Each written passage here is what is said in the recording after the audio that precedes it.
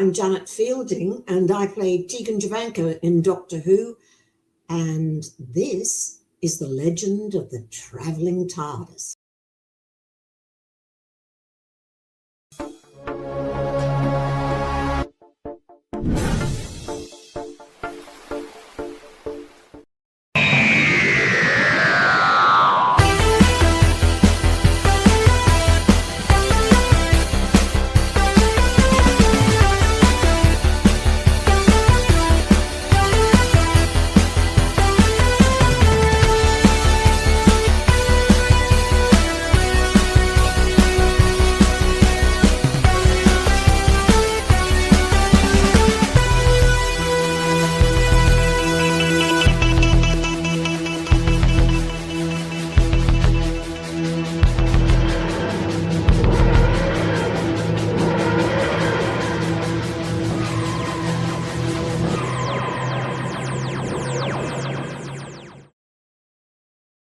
Greetings, fellow Whovians, one and all. Welcome again to another edition of The Legend of the Traveling TARDIS. And as always, we have always a special episode, so why not even bother saying it? We have a special episode tonight. Doctor, who is going to be the next Doctor? We're going to be asking that question since new Doctor. Well, I mean, it's kind of difficult really to say. It's, we know there's a Christmas special, but we know nothing about it. We think there's a new Doctor, but we know nothing about them.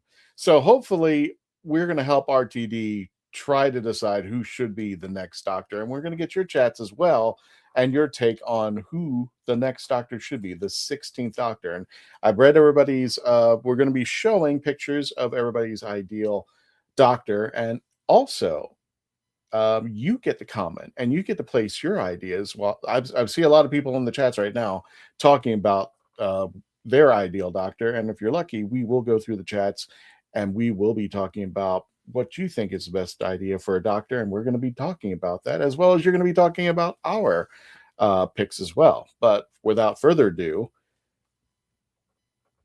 let's go ahead and bring in the team. Wow, that was just a slow start. Anyway, let's go ahead and bring in... Yeah, I'm sorry. I'm just having that kind of night. If you notice this curtain is just popping out, it's just a weird night. Just a weird night. But don't let it bother you. The lovely Melanie Dean. How you doing there, Melanie? Yes. Poor Christian was wrestling with that curtain. I know. A fair amount before the show. So I mean, it's fine. I think no one's gonna notice, but now we're all gonna be staring at it, going, "What is in that little tiny sliver that we can see?" You know what? I think I will be one night. I will go through, because this whole studio has been redesigned by Chrissy. Ooh. It is a complete 180, because if anybody has seen like 10 episodes ago, there were boxes. It was cramped in. I literally was like this, having the studio with everything that was going on, and Chrissy has just made it so wonderful. She's an awesome woman. She is awesome. She's amazing. She is amazing. So hopefully one day I will unveil this curtain so you can see what's behind it and what she has done. I might do it tonight. We'll see. We might see it tonight there. How's it going there, Melanie, by the way? Very, very wonderful over here. Can't wait to talk about this episode and what everybody is going, what selections everyone has in store. And again, as Christian said, please put your ideas, who we would love to see, who, just get in the chats and let's pontificate on who the next Doctor could be. Maybe. That would be great. And speaking of doctors, let's bring in the Doctor himself, Dr. Rob Lupo, the Orlando Wizard. How you doing there, Rob? Thanks for coming back. Oh, I'm doing great. Thank you so much for having me this time. Boy, man, it's been crazy since MegaCon, hasn't it? It's been an insane asylum with MegaCon. Melanie, what did you think about MegaCon this year? I mean, it's wonderful as always. It's going to have its high points. It's going to have its low points, but we're going to be back in. When I say low points, I mean just like the crowds and how many people. But we're back in West again next year, so because North South is getting an overhaul. It's going to be under construction. So okay, so definitely we'll be back in East and West. We are definitely back in West. They are going to change the layout, just a couple tweaks here and there. I was talking to one of the coordinators, but Does that mean they're going to put Wild Bills on one side and on the other side, and not both on one side? I know. that was crazy. As people who don't know, Wild Bills makes this like old fashioned soda, and it's absolutely delicious. Yep. And they even do diet sodas. And then normally, like at MegaCon, they always have 2 booths, and you can buy these big, huge mugs. And this year, they had both of the booths on the far wall of one side, instead of putting one on one side and one in the food court like they've done in the past. So for those of us who got their tag for unlimited soda for the whole weekend, we had to walk all the way across the quad to get there. But we had to work for it. We really had to work for it. We did. Yeah. But MegaCon was actually really, really good this year. It was busy. I didn't get to film as much as I wanted to, but overall, it was quite enjoyable. Met some new friends. Yeah. Always a pleasure. It's always great to meet new friends as well as reuniting with old ones. But so, speaking of filming at MegaCon, let's go ahead and bring in our producer for today, the Reverend Amagon, Tom. Tom, wake up! Come on, man. Show started. This is going to be exciting, dude. Oh, bringing back things. Yeah, Wild Bills is on this side and this side. So you go from one end, you get your fill, you drink it all the way up, and then you get your refill on the other end. I would just think they would have put it by the food courts, which would right. Well, then you have to walk all the way, sense. because we're on the other end of the area. So we'd walk all the way over there, get the refill, and then we're almost empty by the time we get back to where the booth was. But I have a really good relationship with him. I talk to him a lot. I don't know about you guys, but I'm super excited about this episode. I think this is going to be a fun episode. I've been wanting. It's an episode we do like every time that we get a new doctor in and out. But I was just like, this one is just like, okay, we kind of have a doctor. Maybe. We're not exactly sure. We were not given our due as far as doctor is concerned. It was just like, oh, here's Billy Piper. And then we didn't get that little tagline saying, and the next doctor, and so is the next doctor, or something like that. We were just kind of left in limbo. But let's bring in our good friend from our philosophy, Sean. How you doing, Sean? Thanks for coming by. I'm doing great. I'm excited to hear what other people's picks are. I feel like I'm back in a cozy, warm living room here in the studio here, because I was out today. It's election day, which means everyone's rushing around, and it's like raining sideways here. And yeah, I had to walk to my polling location today, and I was able to rush back and come here. And now I'm ready to hear some exciting picks, and also the chat. Like we said before, if you've got something in mind, drop something in the chat as well. And because this is a question that a lot of people have on their minds, and I don't know who they're gonna pick. Probably not my pick, but you know, I still like to speculate in the meantime, so pretty excited. Exactly. And like I said, tonight, Team TARDIS will be talking about a potential Who next Doctor, which will be the 16th Doctor. Give us your take, and if you're good, we may choose your choice on the show tonight. So, but without further ado, let's go ahead and let's bring in our news girl. Where did Rob go? Disappeared. Whoopsie. He stepped away for a moment, but He stepped away from a moment. You're experiencing technical difficulties at this time, but remain seated in your... Never mind. Anyway, let's go ahead and bring in... Push the button, Max. The other button. I was on the wrong screen. You can have that button. Hey.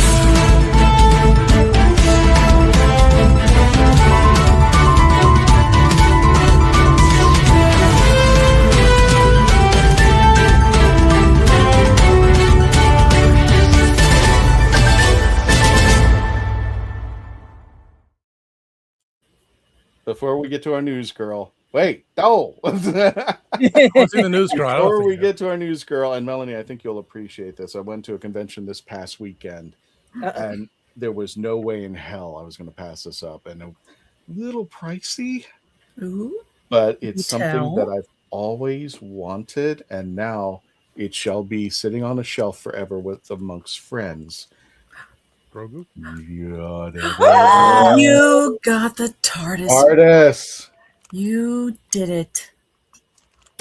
Finally got the TARDIS. The door opens. Oh, you better get plastic around that. Yeah. Well, there's plastic. around. It's- No. The hard case. You need to get the hard plastic case around that. They have That's special. the giant one. What's This the can be pop harder protector? to find.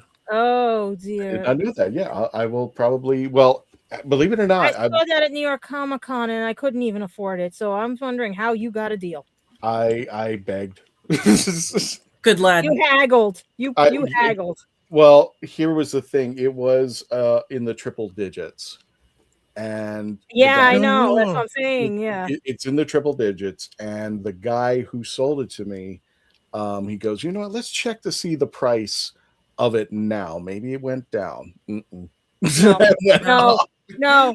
And what he was No, offering, no. and then he turns to me and goes, well, what do you think it's worth? I mean, how much do you have on you? And I said, well, I have this much. He goes, I'll meet you halfway. Christian, can I just say one thing? Did he show you the price of it being 4 digits? Because that's what I saw it at Comic Con. No, I will. I'm not gonna buy something like this for 4 digits. I'll just One booth had it for 4 digits at New York Comic Con. no way. Yeah.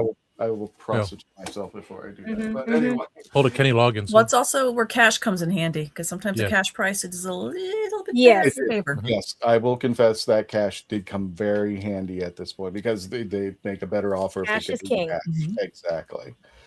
But without further ado, let's bring on the queen of the news. Well, let me just wanted to give show a shout people out that. also to Wild Bill and Mike Russo, who I've been speaking to.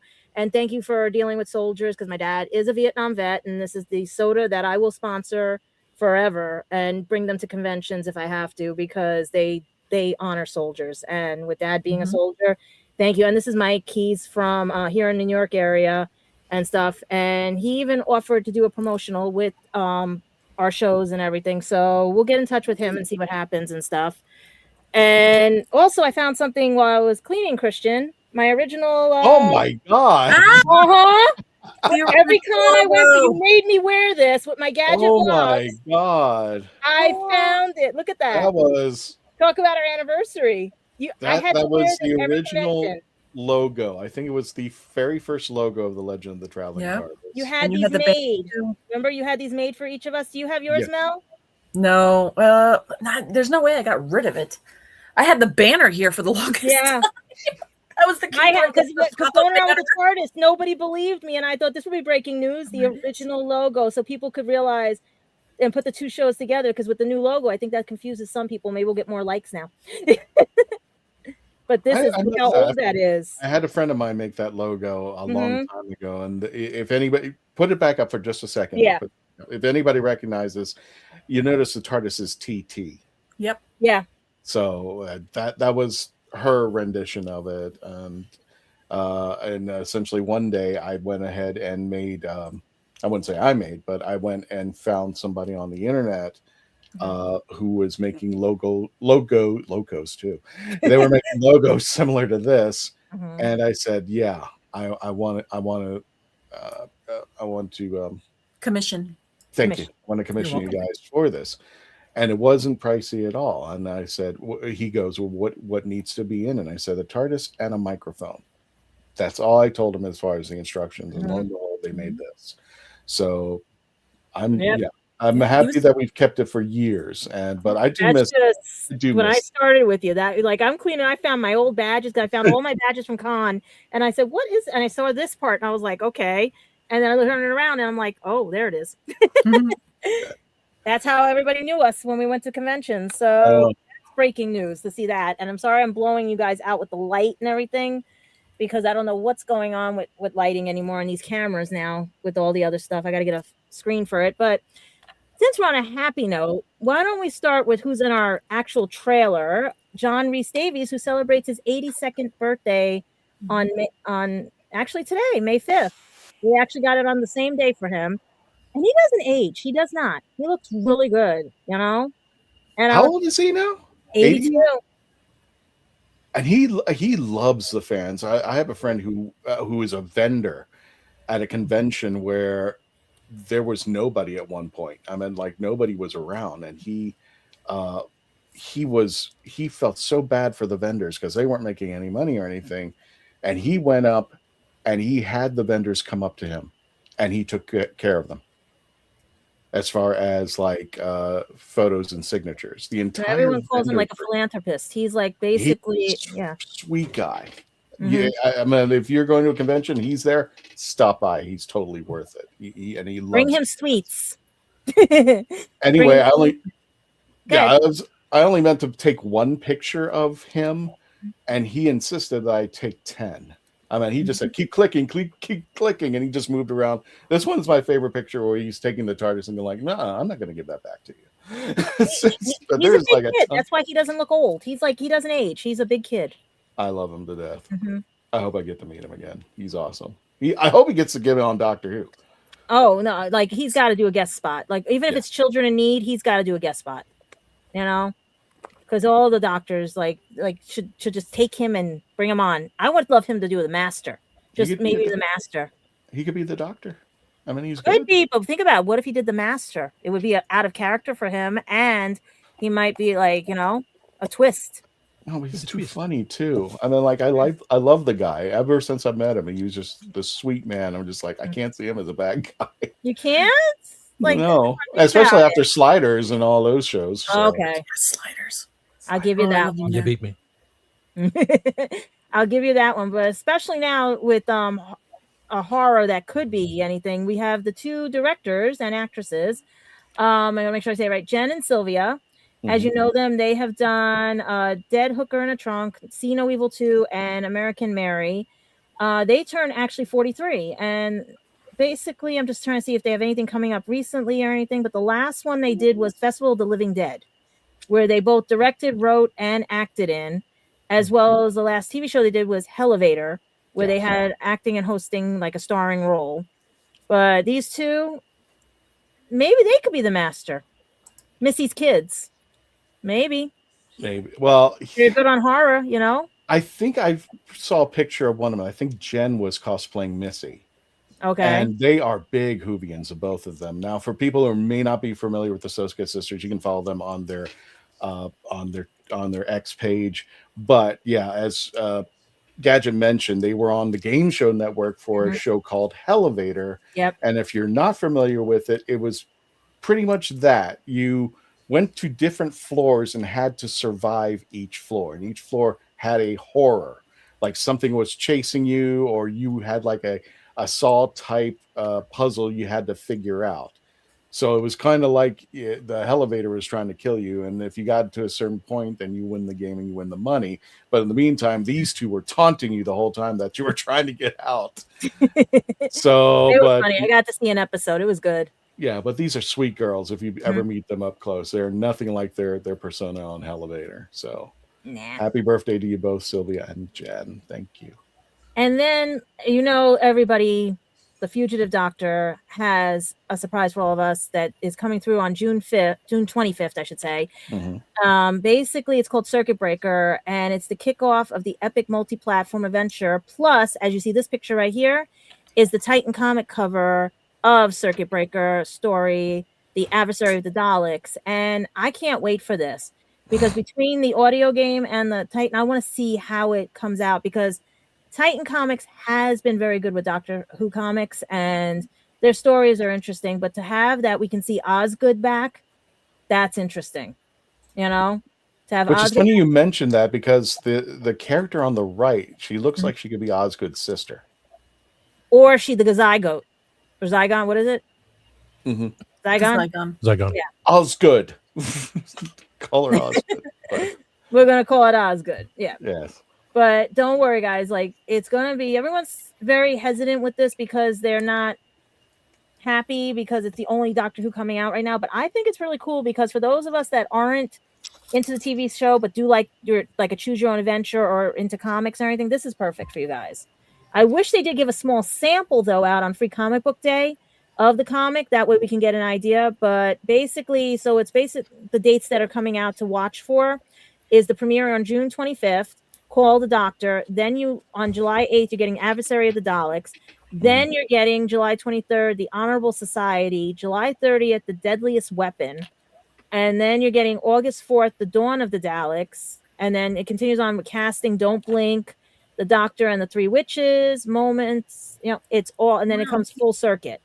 And for a series, I'm sorry, for a series to be coming out in June with this length, I'm surprised that they didn't have anything for Free Comic Book Day, because there was a lot at my shop that was, you know, the new sending out the first chapter of everybody Carl, and you know, any sampling of Doctor Who or anything, because that what Free Comic Book Day is supposed to be, the samples of what's coming by authors and everything. This would have been a hit if they had thought of it. But I don't know, it could be because of Disney, could it be allegedly the BBC, you know, they didn't get in touch with people, because remember, Free Comic Book Day was sold to another company, and Penguin Press also has their own version of their own Free Comic Book Day. So because the money had run out for it and they brought it back. So maybe the moderators didn't connect very well, but this would have been a hit, especially with Titan Comics. I don't know. I hate to be the negative Nancy in the room, but have we heard about Doomsday and Time Lord Victorious? They didn't both pan out too well. I also think it was also the way they marketed it. Yeah, well, I mean, it's, if you look at it, I think, yeah, we should have a, if we can find it, but there are these little dots that show where you're going to see the episodes, whether it's going to be a big finish, whether it's going to be the book, comics, or anything of that nature. First of all, people don't have the money to go buying all this for one story. I think they should have done it in the way, like, correct me, tell me if I'm wrong, Tom, on this, but I think they should have done it in the way. You remember how back the pawns, when they were fighting the Weeping Angels, and there was this book that River Song May wrote. Yep.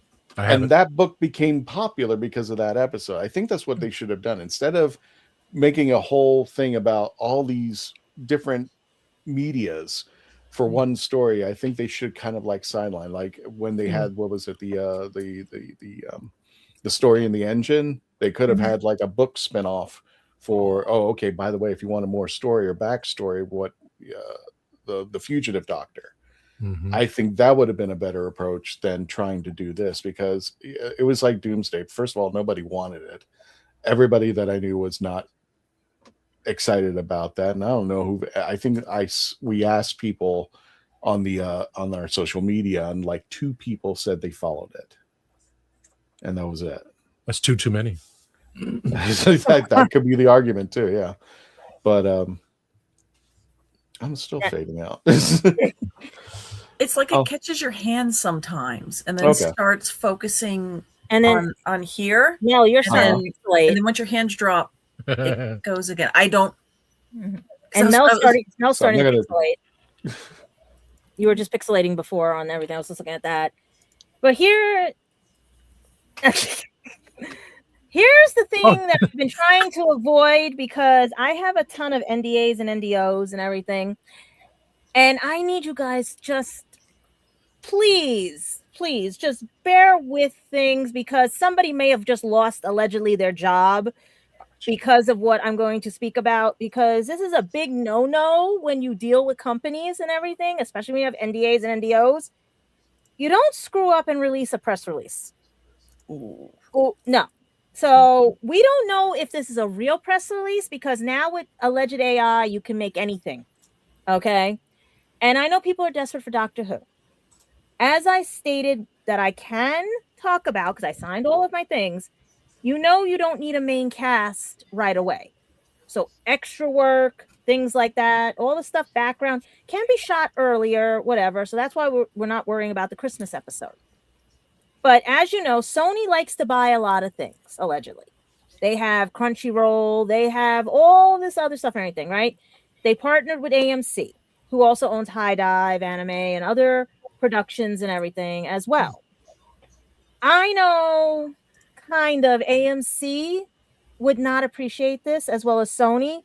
So this leak that's saying that Sony and AMC might be rebooting, allegedly, Doctor Who in 2027, 2028 was supposed to be released on May 11th, and it's only May 5th. So as of now, we're going to take this as a grain of salt. desperation. But if this happens, it goes back to when I said about it was all a dream. It was all a dream, and he gets rebooted back to Jodie. And remember what I said? Like, the only way to solve this is to go back and make it like that Santa comes and says it was all a dream. Just like It's a Wonderful Life. It's all a dream. Can we go back? Right? And then they go back and they start from scratch. Stop it. No penny. Okay? No penny. No penny. Okay? That's No why penny. we don't want anything speculated right now. All we know is that there are multiple people wanting the license, we'll call it, for BBC and Doctor Who. We know BBC needs help because right now we've hit a brick of AI and like ChatGPT and all this stuff that has put out stuff that may or may not be true. And people are solely depending on it. Like Capaldi said, it is a TV show. Mhm. Go with it. But I'm going to wait till after May 11th to see if this is true. Otherwise, if this allegedly might be true, God help us all, because I'm hoping it's not people fighting over who's going to be the doctor, because one of our doctors that allegedly might be in the Christmas special and maybe part of this because he turns up like a bad penny too, is David Tennant, who right now coincides with this. He's voicing production on the book, The Never Ending Pillow Fort. They just started production this past April, and it stars Elizabeth Cullen, Sophia Rose, David Tennant, Guy Pearce, Teresa Palmer, and Marcel Martin. And it's directed by Alison Bramore, and it's an adventure film based on a children's book where they travel between distant dimensions and like worlds and various worlds. So perfect for our doctor. So I would focus on that more than this alleged AMC sort of Sony, you know what I mean? Because right now, I know we're desperate. Because the only doctor we did get, and I know you guys were cracking up because I sent it to you guys, was the skit from SNL UK. Now, how many of you saw it? Okay, that I sent you guys, because that was funny as hell. And that's Pizza the Hut, by the way. That was not no tree of whatever. That was Pizza the Hut. I don't know if you guys have the pictures because I sent the pictures. Of course I did. I put up all the pictures. Let's go run through them. Yeah, because this is funny as hell. And it's like, because Christian, wait, go back. Christian, does that look like your sonic screwdriver? My sonic screwdriver? Yeah, Capaldi's, like the one you had that got lost, that we were hoping people at. Oh, yeah. Yeah, doesn't that look like it? That's why I was laughing, because I'm like, okay, what are they spoofing? You know? I don't know if it really looks like a Baldi's. I don't even think the Sonic. Yeah, it's not the Sonic wand. Oh, by the way, sometimes a cigar is just a cigar. I lost my Sonic wand, so I'm creating a new one. Mm-hmm. Yeah. You're on mute. Because this is hysterical about this episode and everything, because like Shooty's going to be closing out SNL UK on the 16th of May. So naturally, we thought we're going to get 2 Doctor Who. We don't know. But... Okay. Yeah. Now I get what you were saying. Yeah, I think I mentioned this to somebody when I saw Tom's pictures. He sent it to me and just like, yeah, that's Pizza the Hut. It was even melting like when I was watching it, like Pizza the Hut, and I'm sitting there going like, I think Mel Brooks can sue. But then he's friends with Lauren, so yeah. But because that's how I get the money to do Spaceballs 2, a new one.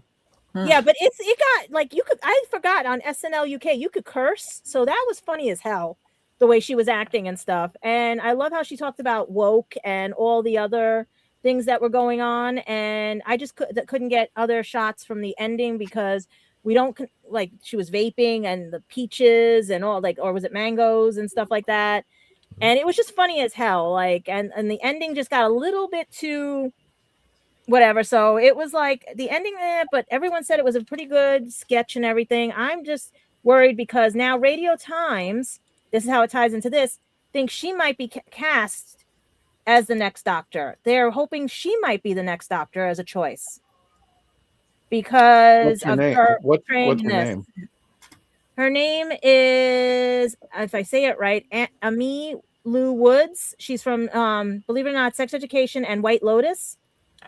And she basically, everyone's talking about that maybe the reason why the sketch and everything came about was maybe she's the next Doctor choice, and they both did star in Sex Education, and they're both, I mean, Rose is blonde.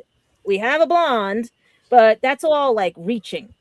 And even the Radio Times is like, it's reaching, because would you see her as a doctor? Because it ties into our show, like who? I haven't seen the clip, so I couldn't tell you. I sent it to you guys in the chat. It's on my Anchor. We have to thank, if I pronounce it right, Anchor for the clip. I think I tried to play the clip. I mean, I waited for a while, unfortunately. And Yeah. I think when I played the clip, they finally pulled it for copyright. Oh, okay. But so I didn't. Fortunately, I'm sorry, I didn't get to see it. Yeah, I didn't get to see it. Yeah, that they basically, we had to thank them because YouTube. You could probably find it on YouTube. I think I could find another link for everybody. But it was funny as hell. Her they said you have to eat the fruit of this plant, and let's just say it's a little adult at that point. And then she's like, hey, bloggers, like, no, she's like, nope. And she just was like, she said, I'm going back in the TARDIS. And then she's beating up the end. Like, I don't want to spoil the ending of it, but it's just like, it's a funny skit. And I can't wait to see what they have for Shooty on May 16th. But it's just crazy how it ties in that people, after seeing that, now are speculation that she could be cast as the next Doctor. Based on, if you read the article in Radio Times that just was put out today of all days at 2:45 p.m. It says, after Amy Lou Wood's highly praised episode of Saturday, I don't think it was highly praised. I think it was very questionable. Let's put it that way. Saturday Night Live UK featured a Doctor Who sketch. Plenty are calling her to be the next Time Lord. So, would you see her as the next Time Lord? Because I know that's the question we're going to be asking the panel tonight. We'll see. We'll see, because it's perfectly tied in, right? She might be somebody's choice, actually. Tom, I sent you something, by the way. I think you know, when you get a chance. Oh, my goodness gracious. And I was going to close out. It would have been perfect to close out the news, but I figured since everybody is so desperate for things, I know I have the May release. I said last time of 2026 releases of Big Finish that if you guys want to pick up. But it seems that there's a lot more coming soon, especially in August with our 11th Doctor, as well as our 13th Doctor. And this one, I think the second death is what everybody else is asking about, and the Broken Man, because with Capaldi, it is a chance encounter, as they say. The Doctor has a new friend. So why don't we make a new friend of everything and go to Big Finish and literally use their stuff while we're in the wilderness time, because they're on sale right now. This one, the second death, is on sale for $8.11. So I mean, guys, just check everything out, because right now the news is very scarce. But would Amy be a good Doctor? I mean, it makes sense if they go rose blonde and then she transforms into Amy, but who knows? Actually hold that thought. Just hold that thought. Because remember, I said that's all I'm going to say is hold that thought. Mm-hmm. It's interesting that it tied in perfectly to our episode. Tom, do you have Dave's pick? Oh, okay. No, I see it in there. Okay, never mind. It's all in there. I don't know who picked who. No, it's fine. Well, I labeled each of the picks. It's fine. So we're all good. And Gadget. Mm-hmm. All right, let's any more Who Knew news? No, because like I said, it's been slim pickings. That's why I cannot wait to see what happens with Shooty and his episode, because I'm wondering what they're going to do with him. What are we doing, Tom? What number Remember, this was last year's, because I had to look up. Oh, that's right. Last year's numbers. Christian, a year ago. That's where we were a year ago. 59,427. So we doubled. On this day, that's what I'm saying. We're at 116K now. It took us a year. Oh my God. And of course, I got to give everybody the sales pitch. Make sure you're subscribing, liking, sharing, chatting with us. Yeah. We're going to pause for you guys for hitting that subscribe button and believing in us that to help us become one of them. Yeah, we're almost at 120. Damn. And that was totally unnecessary. Anyway, the only thing I want to add, and let me go ahead and bring up that chat that Mark had. I just want to bring this up. Where is it? Yeah, it's that would make sense because Sony did buy shares in Bad Wolf. So yeah, technically, I think if I'm not mistaken, Sony does own Bad Wolf. I do remember that happening. So I meant that's the only connection I would give for the credence of that discussion, that Sony might pick it up. But I mean, it's being passed around like a hot potato. What, it was Netflix, Yeah. HBO Max, Right. Disney Prime. Plus? So it's almost like it has to make The a cross problem to is everybody. that everyone wants the rights to the original series, Mhm. and they're fighting over that because they can get New Who. They can get, meaning Tennant and everybody else, because that was a different era. But because Fox had owned the movie, and then you had the originals from BBC, they're trying to negotiate to get the whole library. So that's where the studio has its problem. They don't know what's going to happen next, which studio is going to get it, because who's going to get the whole library? Or again, is it going to be HBO gets this one, Disney gets this one, Prime gets this one? We don't know. Now, if this is legit, someone just lost their friggin' job or made the best Christmas present ever because of everything. Or like I said, we're getting It's a Wonderful Life, and we're going to go back in time because they want to New Who it. Well, They want to reboot it. They may start from square one. They're just going like, okay, Yeah. we're going to start with this new guy or gal. And it may not be British. It may be Americanized. Oh, it's got to stay British. That would suck. That's why don't you want you guys to I'm telling you speculate? right now, every time they take something from Britain and Americanize it, it destroys it. Except for I mean, Friends. look at Red Dwarf. They made a pilot, and it was just horrific. And it was basically the script from episode 1 of British Red Dwarf. Yeah. And Americans can't do British humor at all. Plus you got the censorship, you've got all the other things, and you can't. Nobody would get it. Same thing with anime. Nobody gets the anime humor, and then when they translate it to English, you have to now make the morals clause as well as the societal clause, because it's like what society's points on things here versus there. You know, they have to cut almost everything out of the Japanese animation because they have nudity, they have sex, they have massive violence. So it gets trimmed down. That was the ones in the early tiny cartoon that they make for kids that was never made for kids. That was the early ones. Now they don't do it. Crunchyroll just there you go. You got it in original format. Billy, I'm going to say the BBC. They've always had the rights to original Doctor Who. And then, but he's saying they don't. Well, right now I would. Candyman. Which one don't they? The only one I can think of is the TV movie. Yeah, the movie is the only one. My cousin worked for Fox, and he threw out tons of those movies. I could have got you guys mass copies, including and the BBC Family Guy. lost rights to Unearthly Child. Wow. Yeah. Okay. Oh, you didn't. Wait, no, didn't know. They got part of it back. I thought they signed something that they got part of it back. Well, anyway, let's go ahead. Let's go ahead and end the Who Knew News. Let's go to a commercial break. When we return, we're going to be talking to our panel and see who they choose as their 16th Doctor. Some of them are going to be really cool. All of them are actually really cool. I'm not going to say some of them, but some of them, I should say, surprising. That you probably wouldn't think of if you thought more about it. You'd be like, oh, okay, this is pretty cool. So when we return, we'll be doing that, and we want to get to your chats as well. If you can get some ideas as far as who your favorites are, we've got a lot of chats going up there when we return. I'm closing and going commercial. Closing, going to commercial.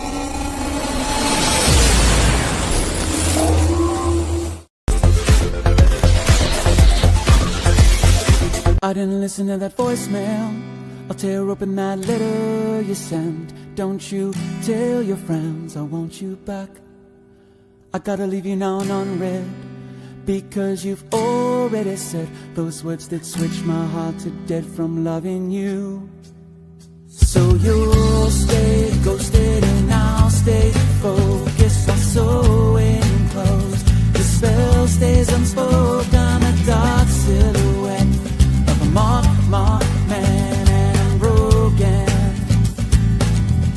Right down, I didn't listen to that voicemail or TikTok, that story you sent. Don't you reel me in to get me back. I'm gonna leave you now. Are you tired of toxic fandoms? Do you wish we could go back to being happy? So do we.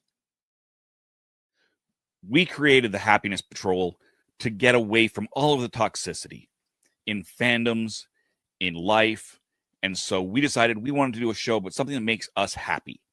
And in the first season, that something is Star Wars. So join myself, Cameron, Scott, Jessica, and Melanie on Happiness Patrol at youtube.com/@happinesspatrolshow.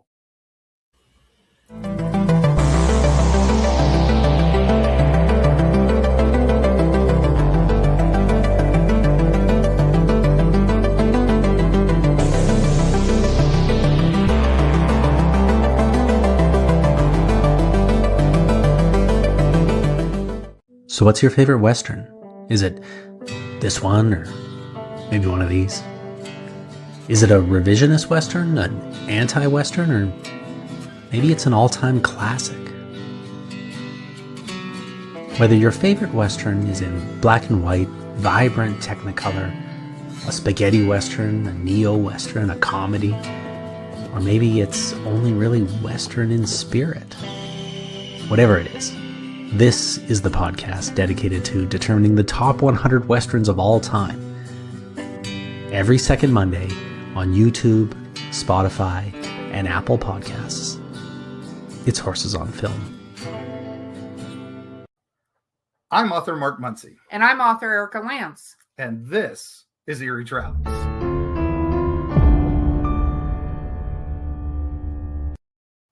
Greetings, travelers. Join us as we travel through folklore, myths, monsters, legends, and dark history. Now, we'll be your guide to the spooky side of reality as we discuss cryptids, paranormal, and all things preternatural. Sometimes we find the truth is way scarier than fiction. We're on twice a week on your favorite podcast platforms, including iTunes, Spotify, Amazon, and YouTube. We have amazing guests from all of the areas of the strange and unusual, including witnesses, investigators, and more. Yeah, with Erica's curiosity and ridiculous array of pop culture and true crime knowledge. And Mark's decades of experience diving into folklore and the legends with the truth that's behind them. Yeah, so join us, travelers, as we take you to the edge of reality, and we'll see you on the other side.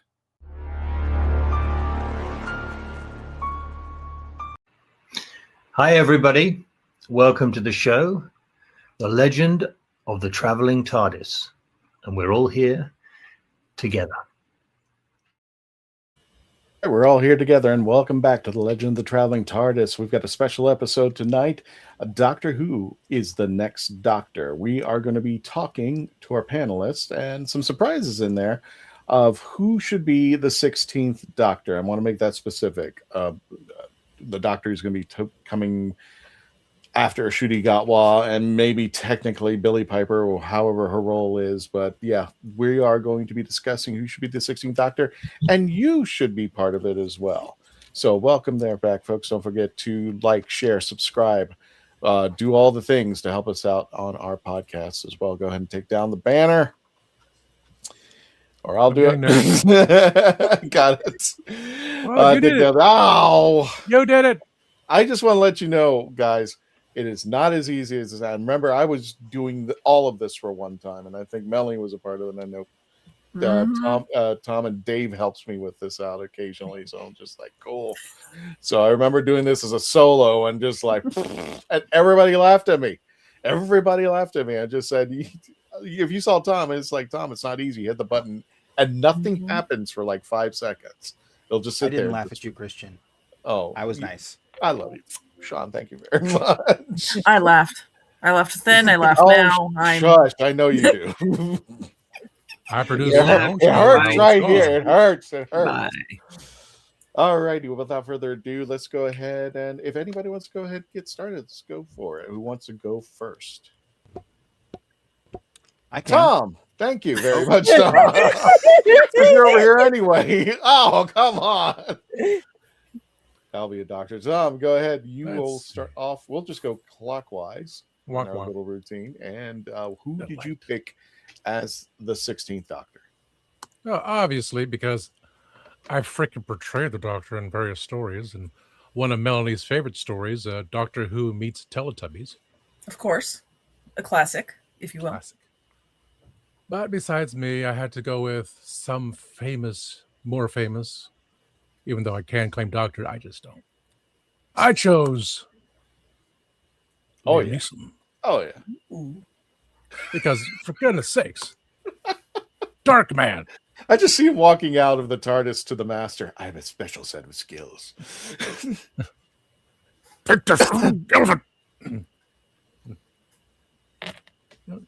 Obvious. So why did you Man. pick Liam? Why? I mean, I can think for myself so far.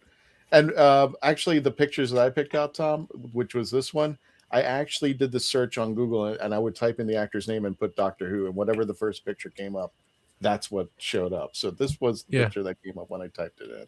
I did that for another character when I was doing a little added search that you wanted. So it's, you see that below.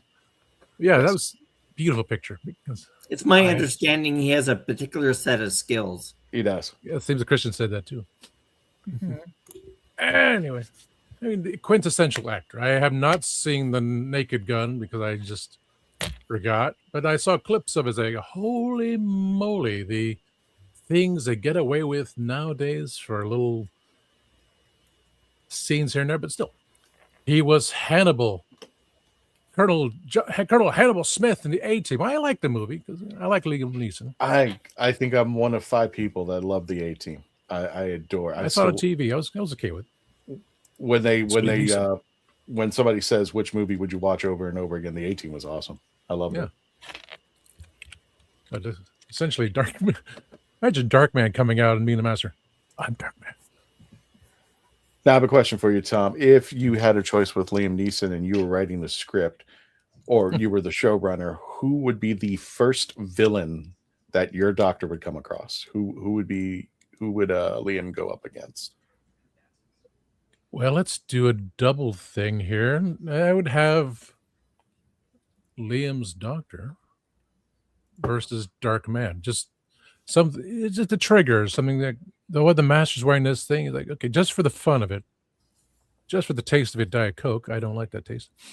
It would be interesting, the fact of the Master regenerates and he looks like Dark Man. So just for that gag, like so kind of like extra crispy Master that we had, only he has to cover his face because he was burned or did something exactly stupid. Just for the joke of it. Which, on a side joke, when we had the Avengers, we had Benedict Cumberbatch and Robert Downey Jr. They both played Sherlock. Why wasn't the joke stated? I mean, it's a PG-13 film. They could have said, no, Sherlock. I gave you your first clue. Just for that, because it's funny. What do you mean?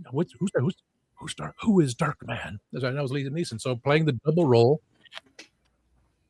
or at least get the other actor that played him after number 2 or 3, just for that role. Just I like that concept of you. He played both characters. Jim B66, you said make that 6 people, Christian. So I'm not alone. Okay, I've got 4 other people, including Tom. So 6 people who like that movie out there. And Can you talk about? Go ahead. Yeah, Sorry. No. Go ahead. Go ahead. Can you talk about the Dark Man? This is not the Stephen King Dark Man? Are we talking about, right? No. Maybe was it? No. Okay. No. Look at Liam Neeson's Dark Man. It was a beautiful movie, and then it went to 2 and 3. The Returning of the One Villain's like, well, I didn't see it. It's sequels. Wait a minute, Dr. Rob. What if the Doctor's regeneration messed up and he had to look like this for a while? Like his regeneration screwed up and he had to cover his face because he didn't look right. He was still in the healing process, but it's taken a little bit longer. Imagine the script writing for the whole show, if that was the case, where it was a healing process that gone wrong. How amazing would that be? I like it. That would be great. See, now personally, I thought his nemesis would be, if it is Liam Neeson, whoever kidnapped his daughter would be his nemesis. His granddaughter? Who took Barbara? Yeah. If you interrupt me to Doctor Who one more time, I'll find you. That's right. I have a particular set of skills. Be mindful No of your matter where feelings, you hide in Rose. time, I will find you. We're just going to repeat this all night. Anyway, Tom, Yeah. good selection, Tom. And did you have anything else you wanted to add to Liam? No, that's I was looking at the comments and such, and one I'm not going to talk about.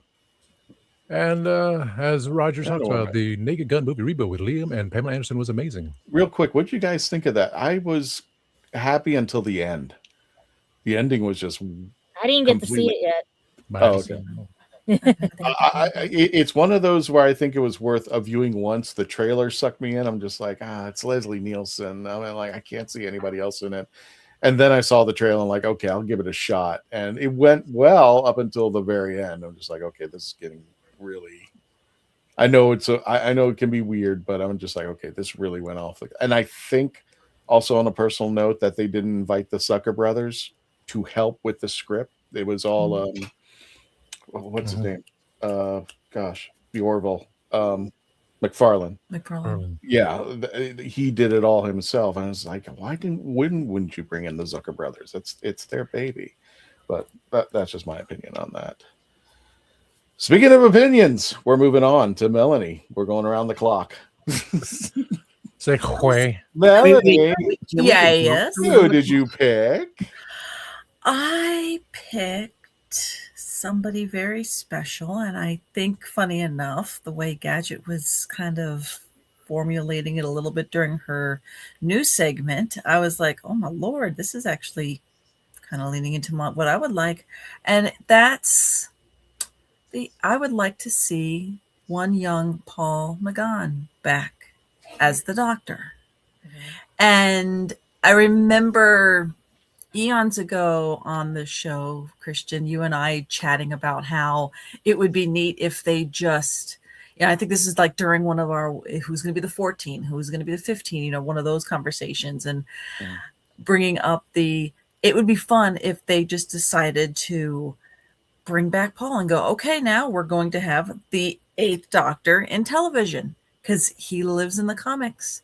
He breathes in Big Finish. And we've been blessed to see him in TV. And let me look at him. He's already got the costume ready. He's fitted. He's suited and booted. Let's go. So I would love to have him be. I mean, if he's 8, technically, awesome. If he's 16, since we now established that you can have the same old faces again. Mm-hmm. Kind of fun that the 16th Doctor is 2 8s. I would love McGann. And I mean, you can bring any of his Big Finish companions in if you wanted to go that route. Personally, I always loved the Stranded series, so Liv and Helen would be amazing. But you could even do the comics and bring Josie, I think it was her name. She was so it was another character if you wanted to bring someone like that, or just bring somebody brand new. Make it the 16th Doctor, make it completely fresh. But I would absolutely adore for everyone to get to see Paul McGann have his due as the Doctor. I think it would be absolutely amazing.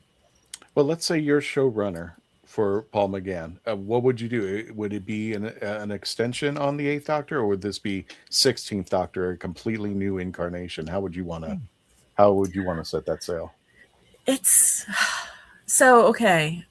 Right now, we know Billy's back. They did not write in that she's the Doctor. She just, did the introducing, I don't think they did introducing. They said, and Billy Piper. They didn't. They didn't say anything. So I'm kind of hoping she's either a bad wolf or maybe even bad the moment again. And if that's the case, if she's like the moment portraying that, it would kind of be neat to see our favorite Doctor before he went into the war times, before he became, John Hurt.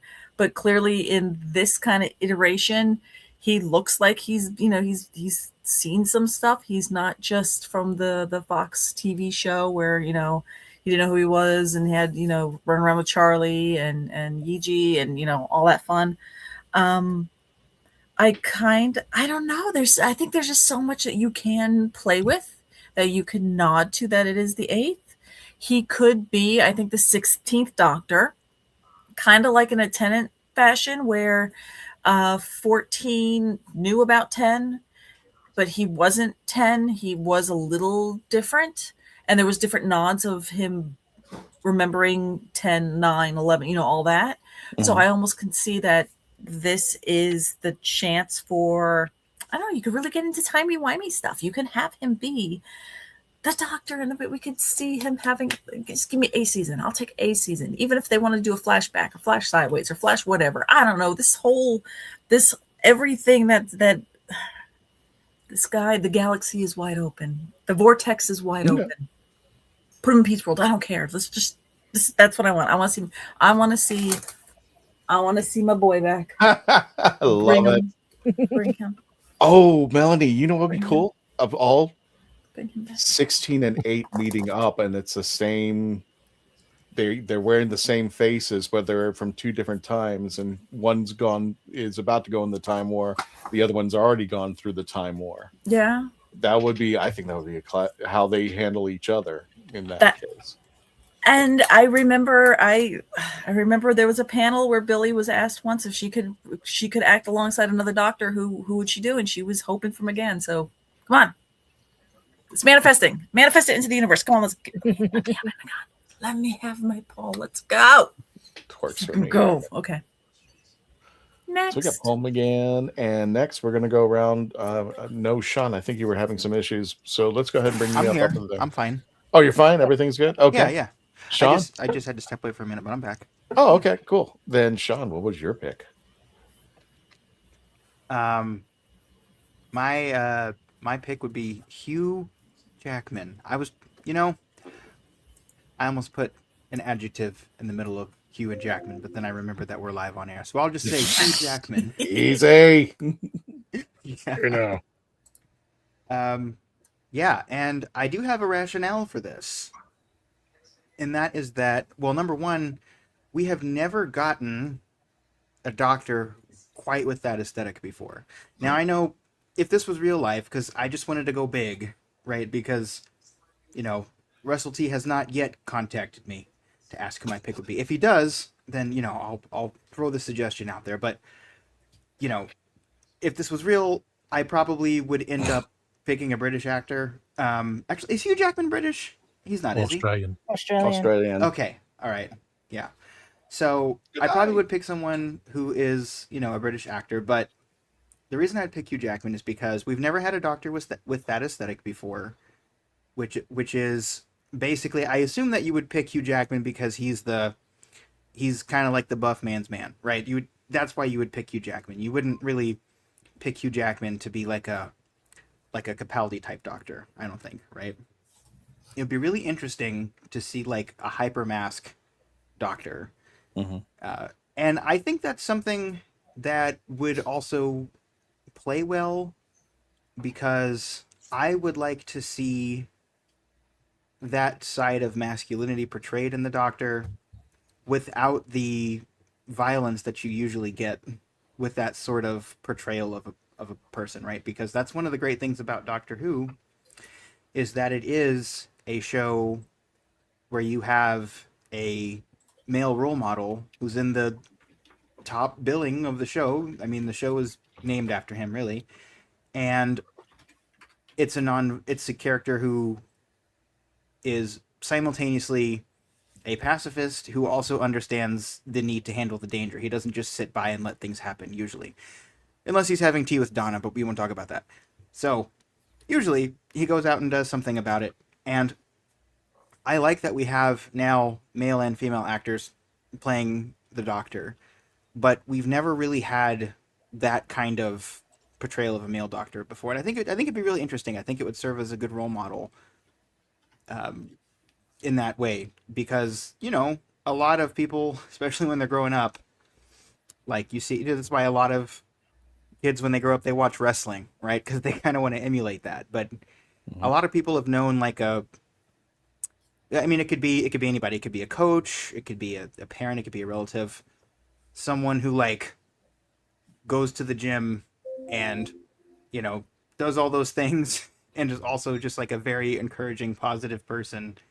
And I just think we need more of that in the world, and not to take away from any of the other doctors, because I think they've all had something they've brought to the table and they've all been good. I think all the doctors have actually been good role models, but I don't think those two qualities are typically portrayed together in media, if you guys know what I mean. So that would be quite interesting. Does that make sense to you guys? Yeah, to an extent. And plus, I love the fact that you said nonviolent and you pulled in Wolverine of all of everybody. But that's what I mean, but right? He would Like be toned down, right? He'd be a very toned down version, just like. But the thing is, if you tone him down, like, you don't have to tone him down in a way where he's like, oh, I don't lift the weights anymore, and I'm just like, it's usually when you have a male role model who is giving that energy, it's usually because he needs to beat somebody up. And it would be really interesting to see that portrayal of the Doctor, because I assume that it wouldn't be a betrayal of that, someone who, like the anti-war general, right? The kind of the counterbalance to the brigadier in the classic series, right? Someone who understands the need to counteract the danger, but also is not gonna go in there shooting at will all the time, or punching at will. In the case of like Wolverine, he's got that metal skeleton, right? But I mean, we had the third Doctor do the karate or the aikido, so I guess we have had some of that. But just the idea of the Doctor coming back and being like, "Yeah, I punched out all the Daleks. Don't worry, it's fine. Just punched all the Daleks in the face." I just saw Peter Davison going to the gym. He keep on mentioning weights and stuff, and just like seeing Sylvester McCoy at the Nautilus thing, pulling it down, and just like, okay, yeah, it's just a little bit of fun out there. So what else can you tell us about Hugh Jackman? Which enemy should he take on for his first arrival as 16? He should take on an enemy that has the most punchable face to really drive that point home. So I think, honestly, of all the Doctor's enemies, I'm sorry to say this, I think Davros has the most punchable face. I mean, because we're just getting violent with this guy. He's waiting for the claws to come out of his hands and start. Wow. Yeah, right. But I mean, all that's right, the Doctor. thing. Because I mean, with Davros, it really is always. I mean, I'm not sure where Davros is in the timeline, and I know that we've had a little bit of a change to Davros, but I think like the way that character is written, even in his more humanoid form, he probably still has a punchable face with the performance he gives, which means the actor's doing a really good job, right? That's what you want, But I think, I think that would be really good to say. Like, it is, there's the mind aspect of the Doctor. There's the sort of outsmarting them, sort of the seventh Doctor feel, or even sometimes like the 12th Doctor feel, where you're outsmarting them, and then there's the more,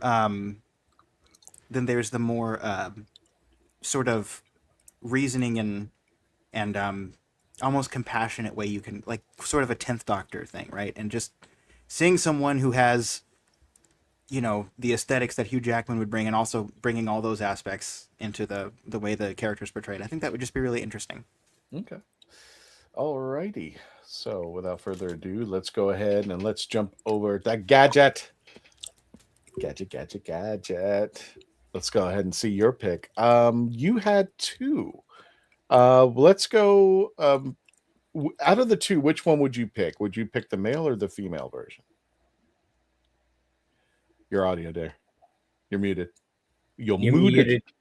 I'm so muted. Sorry, guys. It was thing that fell over here. If they go with the male version first, because of everything, Gary Oldman. Because I'm keeping with the theme of somehow a WHOniversean ends up in either Harry Potter or somehow vice versa. Because as you know, Tennant has been in Harry Potter. And basically it was young Barney Crouch.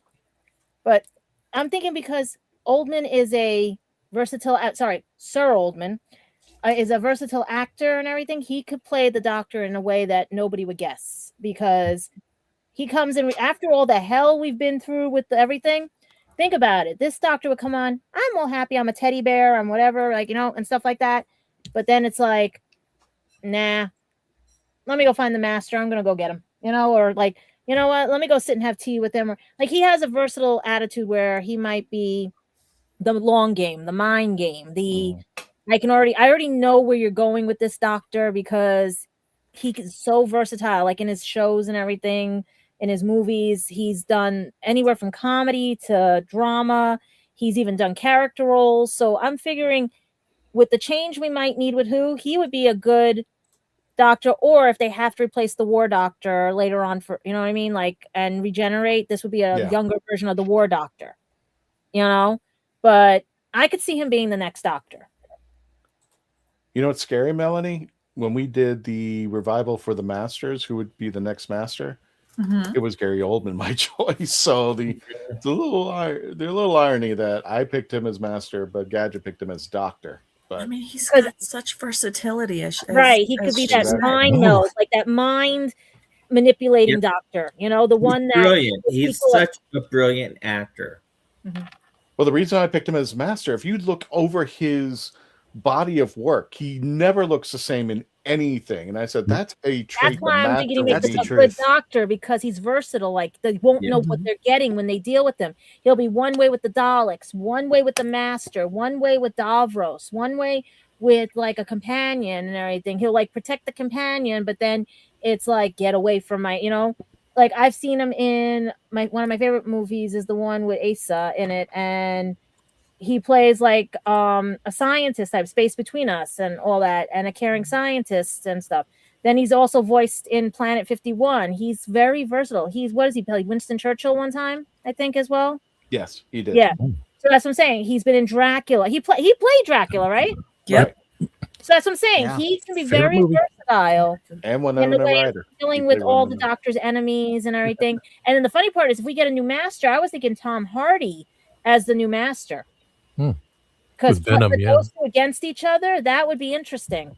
Do we have a budget for the both of them? I mean, no, Sony now. We're still with the BBC. We're talking chump change here. But if we go, like, the reason I picked two, because if we go light and fluffy, as I call it, and they want to reboot the series and everything, and they want to go with another girl or woman first and everything, I had picked Emma Stone because she's ginger. She can be ginger. And she reminds me of like picking up traits of Amy and River, and you know what I mean, stuff like that. Like the Doctor would pick up from his companions and everybody else around him, and she would also be very like, oh, I'm happy, but I'm really a devil in disguise type of thing. Like she would be the like, you know, like a master, but not really a master of you know. But I was thinking like if they're going more Gen X, Gen Z, Gen Alpha, and everything, they would go with her. Because she is very versatile as well in her movies and everything, and very like outgoing and spoken. Like especially with the Help movie that was based on a true story. I love that how they have her character go through like hell and back too, but also portraying what it's like back in that time. Or like when she played in other like the recent movie she had, where I think they shaved her head and everything in the recent movie. I haven't seen it yet, and she just is like it's character, like she goes same thing, comedy to drama. She'd be a match to deal with. I'm trying to figure out how with Davros, but with everybody else, she'd be sitting there probably rewiring the Dalek. That's what I see her doing. She'll sit there with the Sonic in her mouth. There'll be a little bit of 13 kind of, but rewire like behind the Dalek, rewiring it and stuff, and she'll be pushing it on its way. I would say she's a tomboy doctor. Tomboy doctor. Okay. Okay. Gotcha. All righty. Okay. And I think who is up next? Oh, Doctor. Hello, Doctor. Doctor, who did you pick, Doctor? I picked Billy. Billy. Heck yeah. Did you get that? Yeah, we did. We got the picture. So we're going to say that the incarnation is actually her. This is her new. Billy comes up in this form. Can you hear me? Yeah, we can hear you. I don't know if you can hear us. Rob, can you hear us? Why can't I hear anybody? Uh-oh. Ooh. Forgot we haven't paid StreamYard yet for anything. Anyway. Oh, Lord. Oh. Rob, you can't hear us at all? Test. No. What happened? Oh, no. Hold on. So everyone gets just... Okay, so... You can, I everybody think can this hear is great. everybody else, right? Can anyone hear me? Yeah, we can hear you. We can hear you. Tom, take the picture down so we can give him a thumbs up. We can hear him. Yeah. Okay. Hey, can anybody hear me? Get and then show up. Yeah. Yeah, let me go in the private chat. I can't hear anybody. Yeah, we can... What happened? Hear you. We can hear you. Okay, you can hear me. All right, Mhm. good. We can hear you. I was hearing no response. Just go ahead and keep So going. I picked Billie Piper specifically for the story capabilities with her. Having the past, she understands Doctor Who extremely well.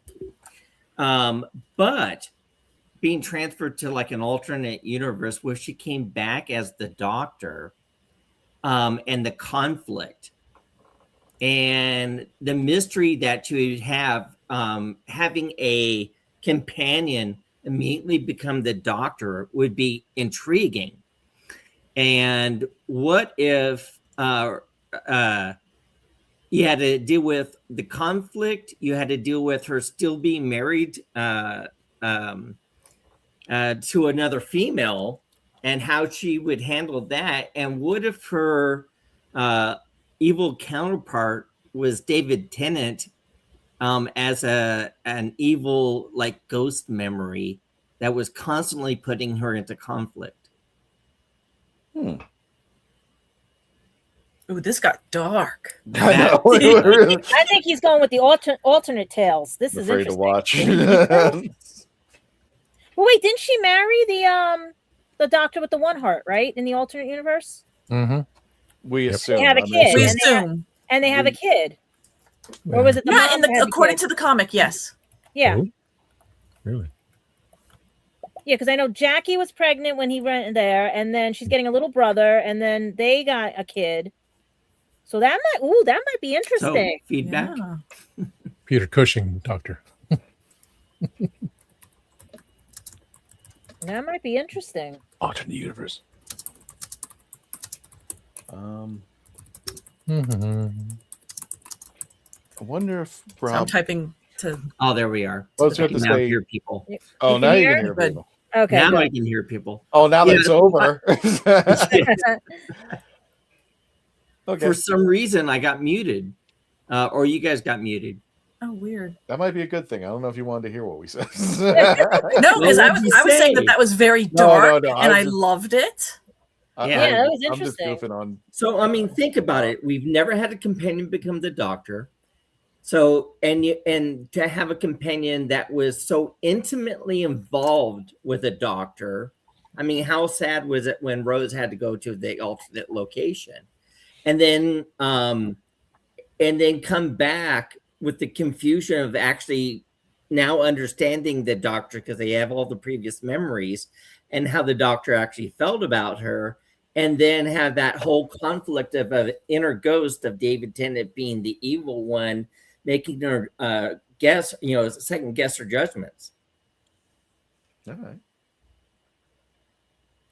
It's wibbly wobbly, timey wimey kind of story out there. So yeah, that I'm kind of here for it because I'd love to see if they did that, what they would be bringing in from the comics, what they would be bringing in from. We also had the fanfics because the wilderness years. We can have people's fanfics that are on YouTube.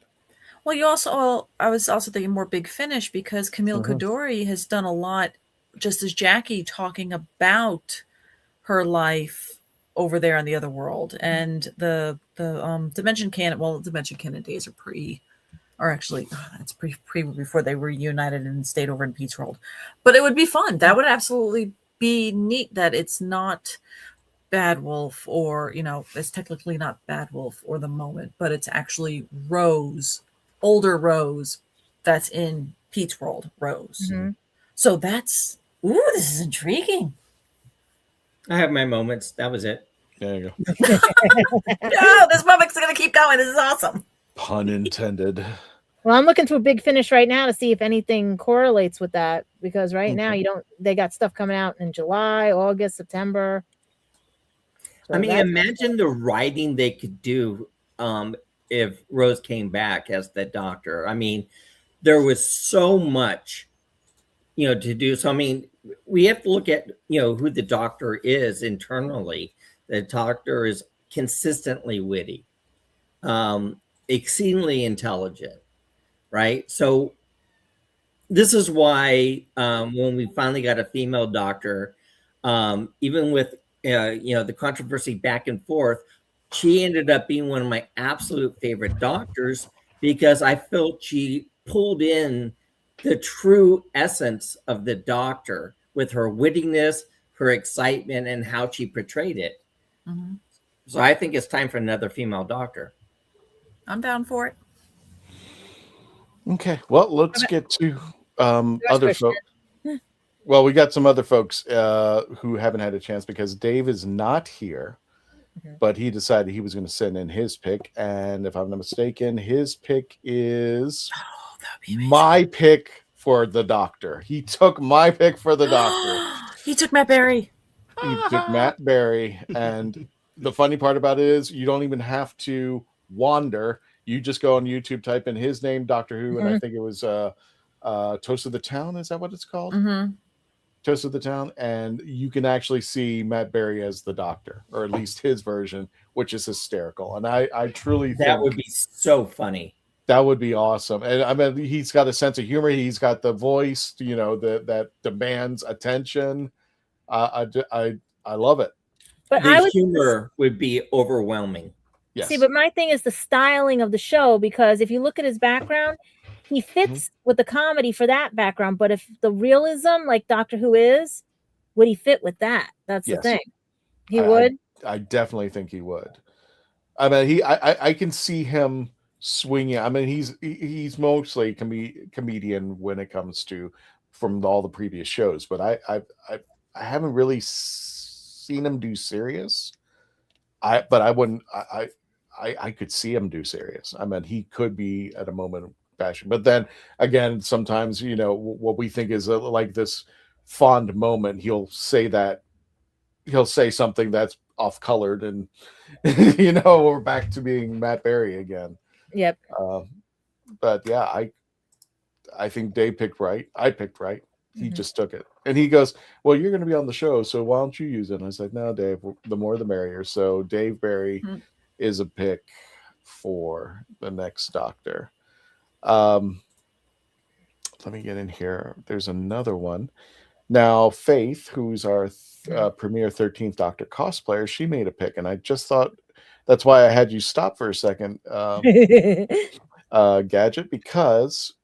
Let me guess. She did pick her. So she picked Amy Lou Wood, and I've never seen or met this person. So I met this person. Go watch Sex Education. It is very interesting. She's in the White Lotus.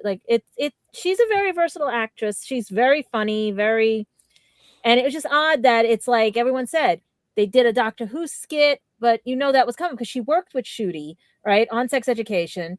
They think that now they want her as the Doctor because she portrayed it so well as a companion, but the companion was funny.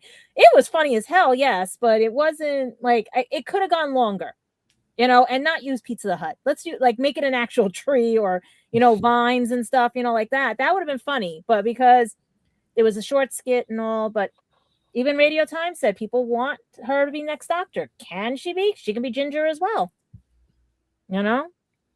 Finally having a ginger Doctor. I think that's going to be the Doctor's curse. It'll never be Ginger ever. It'll come real close, but not, And who one knows? day. But think about, look at the if you guys can see. I wish you guys did see the skit. It is hysterical, and I don't know, she could, but that would be a reach, because that would mean that when she transforms from Jodie into this character instead of Tennant, and then we lose all the 60th anniversary if they want to reboot it that way. And she would be for a younger audience, and technically I think Sex Education is licensed through Sony, BBC somehow. I got to double check that one and everything. But who knows? You never know. So you want to disavow Disney Plus, like all that? Well, the way everybody's going, saying reboot allegedly, I could see her if they want a reboot. Let's put it that way. When I'm hearing reboot, and tell me if I'm wrong on this, when I'm thinking reboot, should be number one. Technically, yes. That's what I'm thinking. I'm thinking that, like, okay, I think we're the story of this Doctor has gone on its run. Let's go ahead and start from a new, fresh idea, fresh studio. Because remember, Bad Wolf is gone. Everyone's always panicking, but Bad Wolf did sign their swan song with the Christmas special. They're done and everything. We don't know who's getting this studio. We don't know who the new showrunner is. We don't know yet. And if someone jumped the gun with the May 11th, allegedly, they don't have a job anymore, allegedly. You know, but Bad Wolf stepping away. Bad Wolf is gone. They only are doing the Christmas special. They're done. So did anybody see that? I didn't know. Did anybody see the video with Amy and let me see if I can find you guys. SNL, Amy? And so let me open up another window and see if I can find it for you guys. That way you can I just wanted to see if anybody knew besides Sex Education and the SNL UK video. Yeah, if you look her up, she's really like let me see if I can look her up. Her name is hard for me to spell, that's why. Okay. Yeah, Amy Wood. Amy Lou Wood. Okay, let's see. In the meantime, I'm gonna go ahead and take her down. She's actually been in The White Lotus, Sex Education, Film Club, Daddy Issues, Toxic Town, Alice and Jack. There's something I can't pronounce, and my dad is a C ... with a T at the end. Okay. Yeah. So that is Faith's pick, and she's only 32 years old too. Tom, I will let you pick this one. Do you want to go into the chats, or you have some pictures as well? I see some extra pictures. As soon as you unmute yourself. Yeah, you're muted. Melanie, we'll just pretend that he's not muted. I know. We'll just talk and interact with him. I think that would be this has been like a technical disaster. Okay, we are having technical issues. I'm gonna mute my computer just in case. I think I found the. Okay, you want to go into the chats? You going in the chats? Okay, let me pull up the. I haven't even. Robert was kind enough to put these up here, but I don't even know who these people are. So this is Robert James Collier, must be the 16th Doctor. And I'm not familiar with some of these choices, so I apologize if you guys could type in the chats where you've seen them, and kind of give us a rough idea of why you think they would make a good Doctor. That'd be great. Some of these names I've just never heard of, and it's not saying that they're not good or whatnot. I just got a bug in here too. Anyway, so we got Robert James Collier. Who else do we got in the chats? Who's these two, and I pulled up pictures on them because first I was kind enough to bring this up. This is, I don't know, Arun Bernard. I just never heard of these people. I just they look like they could pull it off. I just never heard of these people. And the other person he mentions is Connor Swindles, which is this person. Yep, no idea. No idea. I'm assuming it's one thing to state a name, but you have to look at what's going to progress Doctor Who. Not just someone, a specific actor that you like, but what's going to make the story even, really good, and progress the fandom. It right now it's kind of struggling, and we really need to bring it back on track and really make those stories fantastic. So it's got to be strategic. Well, to be fair, these three actors might be phenomenal, but since now that we don't have BBC America, I got no way of seeing them unless I pull them up. As one commenter says, it's also about having the right showrunner. Very true out there.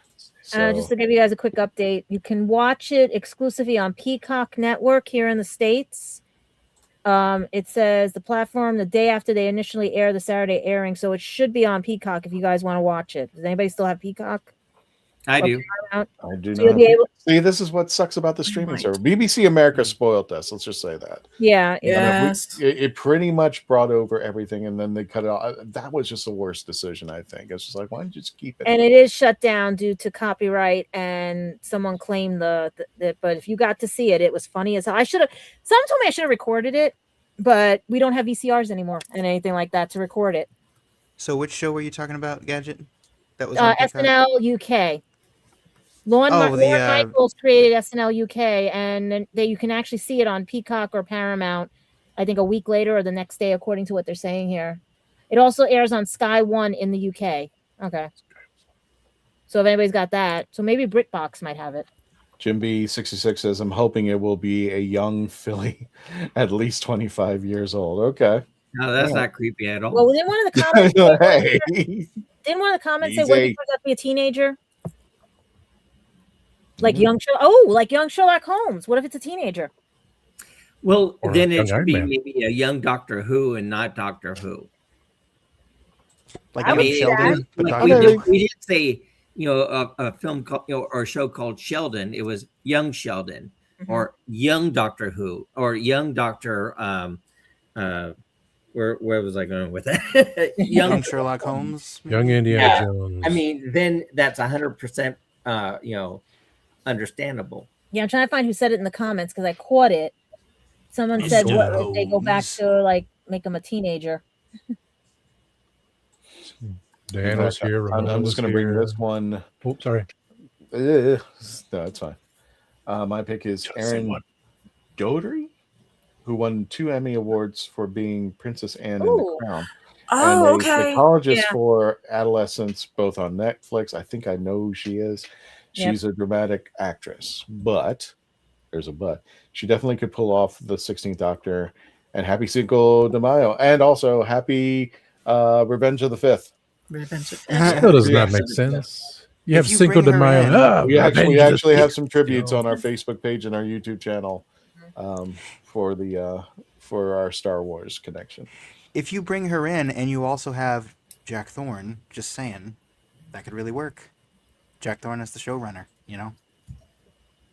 I want still Straczynski as the showrunner. Yeah. Babylon 5. Mm-hmm. Speaking of which, we got more in the chat? We got a ton more in the chat. Yeah. How about Emma Watson? What a plot twist. Like I said, Harry Potter to Doctor Who to Harry Potter. You never know. The Harry Potter to Doctor Who pipeline. Lord of the Rings. A Anybody from Lord of the Rings? crossover would be just astounding. Could you imagine the Harry Potter Doctor Who crossover? Well, you keep getting hints from RTD that there looks like, or at least he's alluding that Star Trek and Doctor Who have something going on. Mhm. Especially now if you saw Strange New Worlds with the TARDIS all the way in the background. And he was on his Instagram meeting up with Whoopi Goldberg, and I think there were a few other things. So, plus I think he was known to be on the Paramount studios. And Could have looked been like negotiations. It could have been, you never know. Money. Yeah, because what is Paramount? Paramount is like, the streaming service Sweet, that we like were talking money. about, maybe. I almost picked Whoopi Goldberg as my doctor choice, and then I changed it at the last minute. But why? And what is it? MGM Prime now? Amazon Prime and MGM are merged. So Fairies. Another podcaster. One of these strange old Doctor Did Who someone ask me podcasters. why? Yes. Why did I pick her, or why did I change it? Both. I picked her because I think she has an energy that would be good for the role. I'm tired of facing the Daleks. I don't know. It'd be really interesting. imagine her as the War Doctor. You guys need to sit down. I don't know. That was my best Whoopi Goldberg. But I picked Hugh Jackman. I don't know. Just because I think that would be more of a change, honestly. I mean, both would be a change, but I think Hugh Jackman would be more of a change. So, Tom, go back to that other one again. The one Fairies. Theories. Okay. Tom. Which I'm just jealous. That's all it is. Is Theory's actually, from what I understand, is the only podcaster who actually gets to be seen in Doctor Who. So, nuts. Not happy. Just a tiny bit jealous. Just a tiny bit. The only podcaster from Doctor Who? Is that what you He's said? the only Doctor Who indie podcaster who's actually appeared in it, from what I understand. I got to watch it again, but I don't remember seeing him. But well, Christian, you're forgetting about Conrad. Well, he don't count. In his band of baboons. That's true. But Theories is a real podcaster. That's the thing. Right. Yeah. Arthur Stoic says they should pick Idris Elba to be the next Doctor. He's always in line for like James Bond or to be the next Doctor. Always Man at Arms, for God's sakes. Another Gary Oldman was just so brilliantly versatile. So of course the name's always going to be there. Oh yeah, Tom Hardy would be. Yeah, but again, it's like Meryl Streep. That's a little pricey. How about Rupert Grint as the next Doctor? There's your Ginger right there. There's the Ginger. We got another Harry Potter alum. His name always comes up too. Yeah. Yeah, he's great actually. I saw him in Servant, I think it was, and I didn't even know it was him at first. All right. Does anybody care for my pick? No. No. The Matt Berry one was good, so we'll just say that was yours and not Dave's. And... Oh well. No, what? Christian, what is your pick? Who do you feel? Let me go to the thing. Go to the thing. All right. Well, I actually had a runners up, and then because he was almost the one I landed on, I'll just say it quickly because. So you're breaking two. Well, I'm only going to mention him because I really think he deserves it because he was actually in line to be a doctor. Yeah. What is this man's name? I can't remember it. Brian Blessed. Thank you. He was in line to be the second Doctor, and Patrick Troughton ended up getting it. But I'm older than yes, but that would be actually brilliant. It would be brilliant, but he's like he's in his 80s now. I don't know how he's up to fit, but I would, if he could do it, I would gladly take him on. Look at old Doctor. Oh, no. We had people who were exceedingly old. Oh, I just thought of something, Christian. He plays, because of what's going on with the Wilderness Years, they better pay me if this actually comes true and everything as a storyline. He turns out the way the other Doctor, the Master did, that's the older Doctor, and then the watch opens up, and then we get the reboot. Yeah. He can still play the Doctor because he's the older Doctor, the way the other Sir was it Attenborough, was it? Yeah. And everything. Get it? He can still be the Doctor. He just is now in the chameleon circuit form. Well, I wanted to just bring up Brian Blessed, but I definitely want another Doctor. Oh, everybody wants that Doctor. I know. That's why I'm saying. No, he is number one. Everybody wants him, but he wants too much money. Well, he's doing independent films now, from what I understand. I don't see him in like big thing. The last big thing I saw him was, unfortunately, a tank was Tomorrowland. That would have been good if they had. The same thing. It's the press that did it. It was a good movie. I hadn't seen it. I people who told me that they weren't happy about it. I was just like, I like the sci-fi aspect of it. It's illusion world, like illusions, like what's really around you and stuff. But yeah, I want. And I don't know how old Hugh Laurie is today. I know he's a bit older since he did House, but I loved House and Black Adler. Black Adler. Is Hugh Laurie Dr. House? Yes. Yes. Oh, okay. And also, I saw him first as Jasper in 101 Dalmatians. Yeah, I think he would be great. He's always in Blackadder. He's 66 years old. Oh, okay. That's he's it. 67. He's born June 11th, 1959. Melanie, I can't get over that Peter Davison is actually older than Peter Capaldi. I just can't get over that. I was like, how, when, how, why? We're getting old, lad. Right. I love Hugh Laurie. Of course, he's done comedy. He's done tragedy. He was brilliant in House. He's brilliant in Blackadder. And I always call it the Hugh Laurie effect. He's the guy that you've always seen as the background character in almost every movie. But now he got House and he became a worldwide name. But he already has the acting chops. And I'm like, he also has albums out too. Yeah, he does music. He's a Yeah, that's what I'm jazz saying. musician. It's like him and Capaldi together. Oh my God, that would be cool. I wasn't surprised if they've done it yet. He got he got the Hollywood Walk of the Star on Hollywood Walk of Fame in 2016. Like he's also got the official Order of the British Empire, the OBE, and he's got a CBE as well. I mean, come on, guys. Maybe this will be the Doctor. Finally, at least for Christmas, that'd be great. I think he's one of those that like it would be great, but it's like the price tag, man. You know, it's one of them. It's just like with Idris Elba and Benedict Cumberbatch and all these. It's like I would love if any of those guys were the Doctor, but it's just like I don't know that they would take the paycheck that the BBC would give them. I don't think it's just the. I don't think it's the paycheck. I think it's the scheduling, because every time I've heard somebody, you know, why'd you leave Doctor Who? And it's just like, well, did you see what they do to you? And this set, they always like run them ragged. So I think it's the scheduling that you know ultimately ends up, you know, this is way too much. And yeah, you're right. Once they get touch with Hollywood money, like Matt Smith has gotten with Game of Thrones. Yeah. Karen Gillan. Yeah. God. Yeah. Karen Gillan. Anybody who gets the Hollywood money, they're gone. Yeah, it's a blend of both. It's the you want me to work how much for only how much? Yeah. And you're just trying to secretly drop that Jumanji 3 is coming out because they just finished taping. Jumanji with like Karen Gillan? They just finished taping. And Kevin Hart and all those guys. Yeah, I think The Rock's in it too, right? Yeah. Well, she's working hard in Hollywood. I would never say never, because David Tennant always comes back to Doctor Who in one form or fashion. And even I didn't think he was going to go do Big Finish, and he did Big Finish. So David's got kids to feed. That's what it is. Yeah, that's true. The medical insurance. That is true. I know. What has he got? 4 kids with? He's 5. Jeez. She had 1 prior, and then he had 4 with her. Yeah. Then his son will be the Doctor in the near future. So there you go.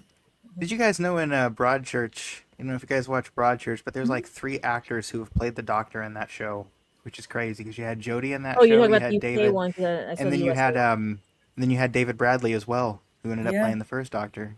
So that's true. And then you have a companion with Arthur Darvill. Oh, I didn't know he was in that. Yeah, I guess he was. That was him, wasn't it? Yep. Yeah. Yep. Wow. That's another show that didn't do good when they. Connection there is the first Doctor. You were saying, Melanie, it was like Grace Point, right? You were talking about. Yeah, that? when they did Grace Point, that was another show that they tried porting over, and it just didn't work. And I'm sorry, David, you're extremely talented, but do not that act. That was it. I saw Grace Point. I think I saw Grace Point first, and then I went back and watched Broadchurch, and I'm like, oh, this is better. Yes, but I still did like Grace Point, though. I think we should have learned our lesson when I saw the preview for Rex is Not Your Lawyer. I'm like, no, don't let him. Do not let him out there. Oh, that was such a terror. I've seen those bits. If anybody gets a chance, Rex is Not Your Lawyer, David Tennant. There are trailers out there for the show that could have been. I'm glad it was all. His accent is just. You know, that's why Hugh Laurie is the only good one that could do an accent without, because nobody knew he was British for the longest time. As a side note about the actors, like when we're picking actors here to play the Doctor, right? And we're looking at them, and it's like when I heard that Jodie Whittaker was going to be the Doctor, I assumed that they were going to give her a more serious role, because if you saw her in, like I said, if you saw her in Broadchurch, it's like, wow, I really wish they would have made her Doctor be like a dramatic Doctor, because I think she could have just like, I think she could have smashed that role absolutely. You know, and I still like the 13th Doctor, but it's just like, you know, it also is dependent on, like, when you pick a Doctor, it's like if they pick someone and we're like, yay, it's like the showrunner has to have the same vision, because like they could pick Hugh Jackman and make him like like an 11th Doctor type Doctor, and I just don't know that would work. You know what I mean? Like, well, Jodie can play dark. Jodie can do it. They just didn't really so good. They just never gave her a script. And to me, there is a running thing when it comes to the Doctors. It's like the Doctor is always fancy free, looking around, enjoying life, looking at the universe. But when you hit that button, when you push that Time Lord Victorious button, oh boy. And Jodie pulled it off, but they didn't do it. No, not really. They were just, I think the focus should have been on Jodie at first, so people could get used to the Doctor, and then you add the companions, or at least had Yaz be the first companion, and then add the others in. Right. Yeah. The focus should have been just Jodie, so that everybody could get comfortable about the first female Doctor, and everybody could, people who were on the fence could have said, "Oh yeah, she's a good actress," and then you get people who can write sci-fi. Yeah, I mean, they could have done an arc too. I mean, like if she would have been like a more lost and like dark and more like somber and sometimes like intense Doctor, and then like had that arc kind of like Capaldi did. Maybe they were trying not to replicate that, but I think like I just think that would have worked so much better for her, because it's just like, I remember if that scene from Broadchurch where she's like smashing all those glasses in the bar. The first time I watched that, I was like, Jesus, because I thought that was gonna be sorry, because she could do bitter. And just in a bitter and vengeful, but not in this, chewing all the scenery, that kind of way. And I was kind of hoping that we'd see a little bit of that. When we didn't, but I mean, I get it. Maybe even as an actress, she didn't want to be in that dark kind of place where she was, But that's the Doctor. That's in Broadchurch. The Doctor's always under conflict at all times, and they did give her some. To be fair, but they waited until Flux, but not enough. Not enough, right. And it didn't really show its head until Flux, and then it was just like, I'm sorry, Chris Chibnall, if you got to spend a whole 10-minute video to explain 6 episodes of Doctor Who, you did wrong. So, but Jodie was in the movie that I really despise, which was Attack the Block, and that was the only good thing about Attack the Block. I'm rooting for Jodie to survive, and like, oh, the kids can die. It's just like, I want Jodie to survive, but she was dark. She was, I wouldn't say sinister, but she held her ground against the gang that was trying to break into her room and force her to do work that was off the clock. And then she had to deal with the monsters. I'm like, I'd rather focus on Jodie's character than any of the gang members. That was right. And can you imagine, Christian, if she would have brought that kind of energy, like when facing against like Sasha Dewan's master, like if they would have let the two of them do that, like, oh, that would have been like, that would have been fan. I mean, I still really like I said, I like Jodie. I did still squeal when I saw her in the spoiler, but so I still can fanboy a little bit, but it's like, man, just letting those two actors work off of each other with that energy would have been like, chef's kiss. Well, we're coming up to the end of the show. We're going to go ahead and wrap it up. Did anybody have any last minute thoughts? I know we have a lot in the chats, and I'm sorry we didn't get to them, but oh God, that's cute. That was cute. That's who should be the next Doctor, Snoopy. No, when they do the CB babies, when they do that should be, those should be the, No. No.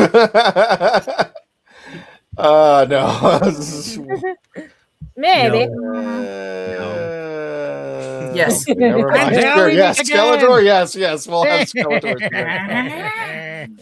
Without further ado, let's go ahead and go over where you can meet us. Again, we will be at Space Coast Comic-Con, taking place June 20th through the 21st, Saturday and Sunday. Don't forget, it's going to be at the Wickham Park Community Center, located on Leisure Way in Melbourne, Florida. Get your tickets now at spacecoastcomiccon.com. Also, we are in discussions with this, but I got a new poster up there, Epic Verse Fan Con, and that is Friday, August 21st, and then Saturday the 22nd. This is first convention for us, and we are hoping that at least one Dalek will show up. Free admission, free parking, tons and tons of fun, and the most respectable thing about this convention, it is a safe space for everybody. I mean, they really put on their posters, hey, don't screw around, have a great time, everybody's invited. And again, this is free parking, free admission. You gotta come out. Where? It is taking place in, let me get the info, sorry. August 24th, Northland Church in Longwood, Florida, located off of 522 Dog Track Road. Whether you're a collector, a fan, or just someone looking to do some fun, there's something here for everyone. at Epicverse. And again, this is going to be the first time we've gone to this convention, and we're hoping either Hal or Nelson will be able to show up for there. And last but not least, Melanie, they stole our picture. What? I'm sorry. I was trying to figure out where Longwood was. Oh, it's in Winter Springs. Okay. Yeah. Okay. Getting near Lake Mary. Sorry. We will be joining the Daleks of Florida, the Legend of the Traveling TARDIS at ancientcitycon.com, September 25th through the 27th. Get your tickets now. Don't forget to book your room as well. Ancient City Con adventure is awaiting. The Daleks of Florida and the Traveling TARDIS will both be there at the World Golf Village Renaissance Resort in St. Augustine. I truly, if you've never been to St. Augustine, or I would book your hotel like 2 days more, either after or before, just so you can visit the city. Totally worth it. If you've never been to Ancient City, if you've never been to St. Augustine, it's totally worth just coming in a few days early and going on a ghost tour or the tram tour or whatnot, or go visit the pirates. It's really awesome. But definitely rent a car, or if you're driving, the World Golf is a little distance from Old Town, so you have to drive to the other one. But even if it's something that you can Uber, and then Old Town, St. Augustine is extremely walkable. And just also with the Uber, I would actually pick the Uber, because those parking lots fill up really fast. It can be a nightmare on weekends just to get around St. Augustine. So Uber will be your friend out there. And don't get your tickets now for all the events, and we will be letting you know about upcoming events that are going to be coming up. That was the weirdest crossover I could think. Full circle. And then some. It's the circle of life, Simba. So without further ado, thank you, folks. And let's go ahead and just really quick, Rebbe Mamagon, where can they find you? Here, also with Gadget Pendragon, on our show, Gadget Pendragon After Dark, my personal channel.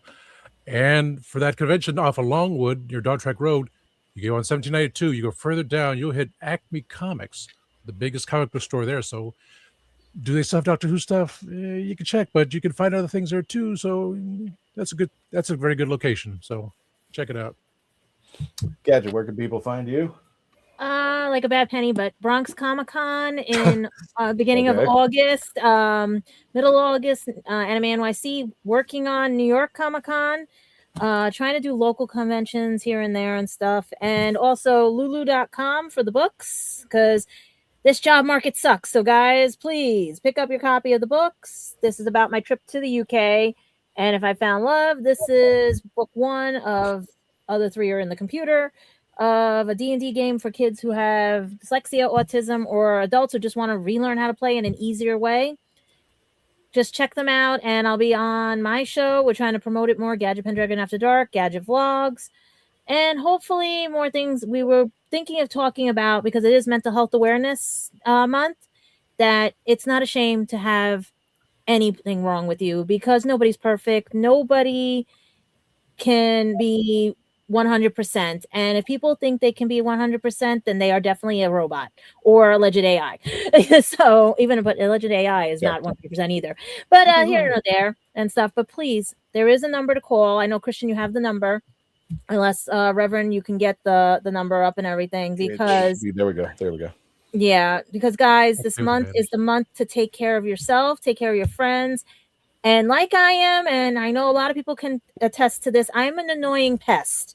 And I will be an annoying pest because I've had too many friends cross that bridge and never come back. So because nobody was there to be the annoying pest. So please just make sure that your friends are okay. They may have demons they are fighting. You never know. Just make sure if you're in the US, Canada, call 988. If you're in the UK, it's thegoodsamaritans.org, 116123. Just find your local center. There are places to talk and everything. And sometimes if you don't know who to talk to, we could help by connecting you to the right people. But if you do need to talk, call a friend, just be annoying. If you don't hear from somebody, be annoying. Because right now we need to take care of, because too many people are losing this war and with themselves, because social media, everything, like everybody says, it's just a show. It's just this. take care of yourself. You know. Exactly. Mm-hmm. I was just thinking it's be annoying and just like, no, I don't have any I'm a problems. anymore. Scorpio. I'm annoying no matter what because I'm an gonna kill empath. Gadget now. She's No, being that's what I'm annoying. saying. You got to worry about me. If I go quiet, you know something happened. Gotcha. You know? Speaking of which, Sean, where can people find you? You can find me on YouTube at Our Philosophy Is 9119. I have posted a recent video about AI and what we will do if and when it becomes basically indistinguishable from human output. I don't know what word I was trying to say there. Sentient. And then I'm going to be posting another video very soon, which is going to contain, amongst other things, my argument for why Princess Leia is not a damsel in distress. So, if any of that sounds interesting to you, know that my channel is a queer-friendly space, and we talk about sci-fi things and philosophy and all that good stuff. If that sounds good to you, head on over there. Our Philosophy is 9119. I almost lost it. Thank you very much. Okay. Doctor, where can people find you? So you can find me on Instagram, YouTube, and on Facebook at Lupo Outdoors. My other channel, also on all three locations, is The Orlando Wizard. Gotcha. Melanie, last but not least, because we love you very much, where can we find you? You can find me on Instagram at Pieces of Melee. Currently, I'm working on 3 murals in the Tampa Bay area. So I'll be doing a lot more like live video, that kind of thing of that. If you want to hear all of my opinions, because and of such of a geek nature, you can find me here more often than not, hopefully, coming up, as you gracefully will have me. You can find me on Earth Station Who on YouTube. You can also find me if you didn't skip through the commercial break, I was just recently, I've been on a couple of Horses on Film where, funny enough, last night we got to go over The Misfits, which was Cary Grant, Marilyn Monroe, and Montgomery Clift. So that one was a fun one. I'm still bitter I didn't get to do Blazing Saddles with. I know, I really wanted to do I Blazing was bitter. I was like, why? One of my favorite Westerns ever is Rio Bravo. So I got to do Rio Bravo. So that makes me extremely happy. And I keep trying to push for 3 mules for Sister Sarah, but we'll see if that happens. Because they're going through like the 100 list. And then lastly is also Happiness Patrol. So we finished up Star Wars. The next one that we're recording is going to be Labyrinth. I believe the last one that they're going to post is Back to the Future. So it's all little movies that make us each happy, and the fun part on this one is a lot of the ones that we chose individually, the others haven't seen. So it's going to get funny. So, awesome. ta-da. And I'll be here with my TARDIS now. Our best friend. Yay! So good. Oh, wait, Christian, I just saw. How much did you pay for that one? None of your business, sir. Tell me later, because I just found them for a good price. A woman never tells her his age. Anyway, said folks, thank you so much for joining us. Don't forget, we should have a show next week. I can't tell you what it is because I have no idea, but that's how we roll. Just keep an eye out on our YouTube channel and our Facebook page. Thank you so much for joining us. Also, don't forget to say goodnight to Simon on the way out. We're all going to do it together before we leave.